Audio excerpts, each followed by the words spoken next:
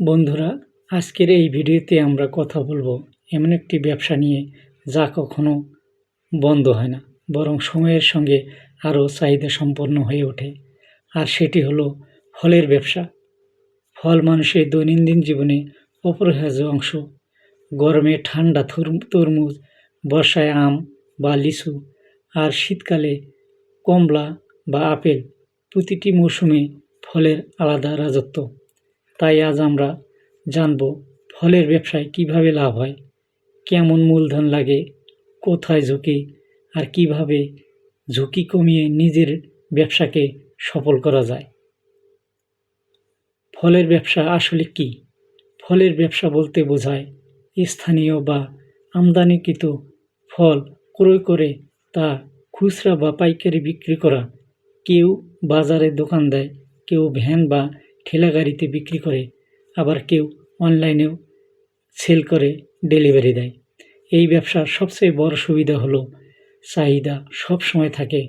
মানুষ যতই ব্যস্ত থাকুক, খাবারের তালিকা থেকে ফল কখনো বাদ পড়ে না। ফলের ব্যবসায় লাভ ও সম্ভাবনা।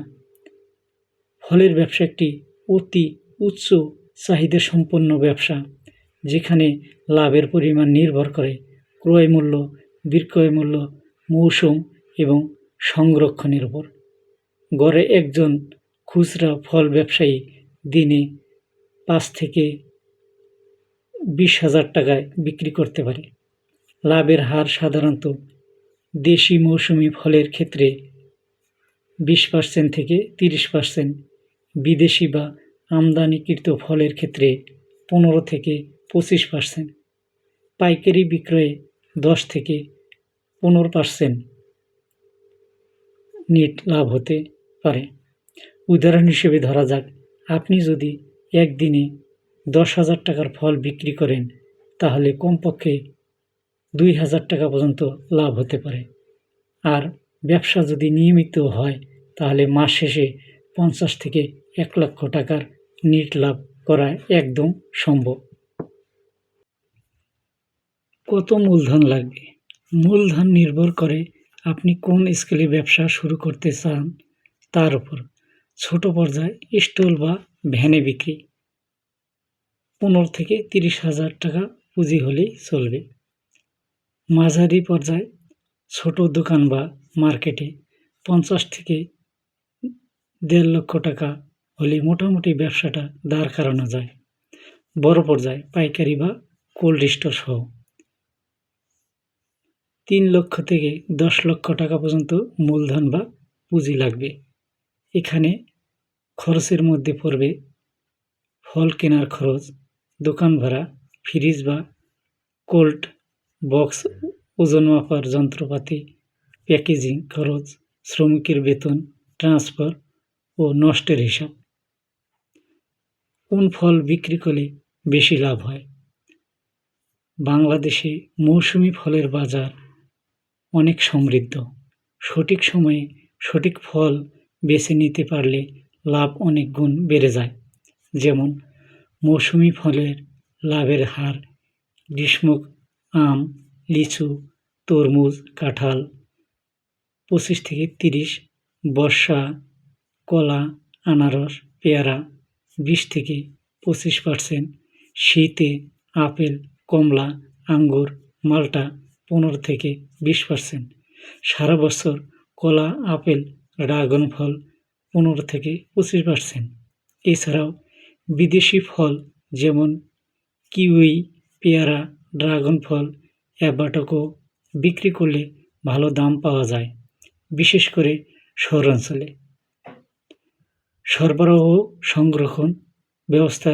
ফলের ব্যবসার সবচেয়ে গুরুত্বপূর্ণ বিষয় হলো সাপ্লাই চেইন বা সরবরাহ ব্যবস্থা। আপনি যদি গ্রামের চাষিদের কাছ থেকে সরাসরি ফল কিনে আনতে পারেন, তাহলে দামের দিক থেকে অনেক সুবিধা পাবেন। সংরক্ষণের ক্ষেত্রে খেয়াল রাখতে হবে ফল যেন তাপ ও পোকামাকড় বা পচনের কারণে নষ্ট না হয়। এই জন্য ছোট ফ্রিজ বা কোল্ড স্টোর ব্যবহার করা সবচেয়ে ভালো। বড় ব্যবসার ক্ষেত্রে কোল্ড রুমে বিক্রয় করলে ফল নষ্ট হওয়ার ঝুঁকি কমে এবং লাভ বৃদ্ধি পায়। মার্কেটিং ও বিক্রির কৌশল। আজকের দিনে শুধু দোকানে বসে থাকলেই বিক্রি হয় না। আপনি যদি একটু বুদ্ধি খাটান তাহলে অনলাইনেও ফল বিক্রি করে আয় করতে পারবেন। Marketing tips: ১. ফেসবুকে পেজ খুলে ফ্রেশ ফুড ডেলিভারি সার্ভিস চালু করুন। ২. হোম ডেলিভারির অফার দিন। ৩. হাইজিনিক প্যাকেজিং ও সুন্দর সাজসজ্জা রাখেন। ৪. মৌসুমে আগেভাগে প্রি অর্ডার নিন। ৫. গ্রাহকের বিশ্বাস অর্জনের জন্য তাজা ও অর্গানিক ফল রাখুন। এভাবে আপনি শুধু লোকাল নয়, অনলাইন মার্কেটেও নিজের ব্র্যান্ড তৈরি করতে পারবেন। ঝুঁকি ও চ্যালেঞ্জ। যে কোনো ব্যবসার মতোই ফলের ব্যবসায় কিছু ঝুঁকি থাকে। যেমন ১. ফল নষ্ট হয়ে যাওয়া। সবচেয়ে বড় ঝুঁকি ফল নষ্ট হয়ে যাওয়া। অনেক সময় তাপমাত্রা, পরিবহন সমস্যা বা বিক্রি কমে গেলে ফল পচে যায়। এই নষ্টের পরিমাণ ৫ থেকে ২০% পর্যন্ত হতে পারে। ২. মূল্য ওঠানামা। মৌসুম ভেদে ফলের দাম অনেক ওঠানামা করে। যেমন আমের মৌসুমে দাম কমে কিন্তু শেষে দাম বেড়ে যায়। ৩. বাজারে প্রতিযোগিতা। একই এলাকায় অনেক দোকান থাকলে লাভের হার কমে যায়। ৪. সরবরাহ সমস্যা। হঠাৎ কোনো কারণে ট্রাক বন্ধ বা বৃষ্টি বা রাস্তায় জ্যাম হলে ফল সময় মতো পৌঁছায় না, ফলে ফল নষ্ট হয়ে যায়। ৫. গ্রাহকের বিশ্বাস। একবার কেউ খারাপ মানের ফল পেলে সে আর দোকানে ফিরে আসে না। তাই মান ঠিক রাখা অত্যন্ত জরুরি। ঝুঁকি কমানোর উপায়: প্রতিদিনের বিক্রির উপর ভিত্তি করে সীমিত পরিমাণ ফল কিনতে হবে। মৌসুমি ফলের পাশাপাশি সারা বছরে ফল রাখতে হবে। ফ্রিজ বা কোল্ড বক্সে ফল সংরক্ষণ করতে হবে। বিক্রয়ের তথ্য নোট করে রাখতে হবে।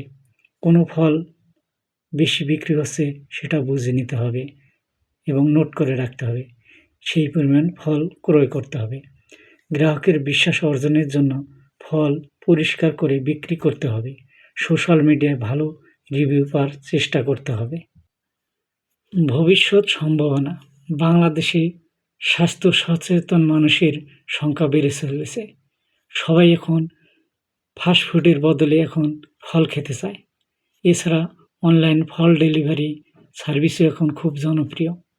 তাই ভবিষ্যতে এই ব্যবসা শুধু লোকাল না, বরং অনলাইন ব্র্যান্ড হিসেবেও গড়ে তোলা সম্ভব। যদি আপনি ধারাবাহিকভাবে গ্রাহকের আস্থা অর্জন করতে পারেন তাহলে মাসে কয়েক লক্ষ টাকারও বিক্রি সম্ভব। ফলের ব্যবসা এমন একটি উদ্যোগ যেখানে ঝুঁকি আছে কিন্তু তার চেয়েও অনেক বেশি সম্ভাবনা আছে। এই ব্যবসা শুরু করতে দরকার সততা, মানের প্রতি সচেতনতা আর কিছুটা বুদ্ধি। বন্ধুরা, ভিডিওটি ভালো লাগলে শেয়ার করুন, সাবস্ক্রাইব করে বেল বাটনটি অন করে দিন। আবারও কোনো নতুন ভিডিও নিয়ে হাজির হব এই প্রত্যাশায়। ভালো থাকবেন। খোদা হাফেজ।